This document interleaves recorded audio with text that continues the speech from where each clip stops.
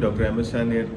خواتین و حضرات، جیسے کہ موسم سرما کی آمد ہے تو موسم بدل رہا ہے اور یہ ساتھ ساتھ اپنے کچھ بیماریاں بھی لے کر آتا ہے، جس میں سب سے زیادہ بخار، گلا خراب اور زکام اور چھینکیں آنے کی شکایت ہوتی ہے۔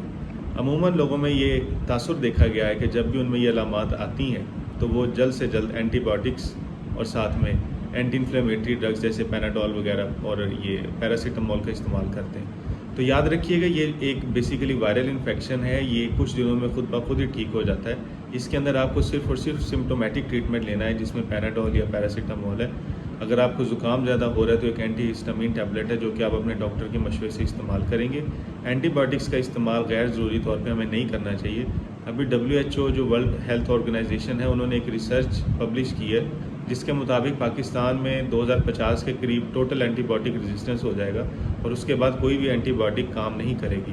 تو یاد رکھیے گا، یہ وہ ویپن ہے جب آپ نے اس ٹائم استعمال کرنا ہے جب آپ کو جینوئنلی اس کی ضرورت ہوگی۔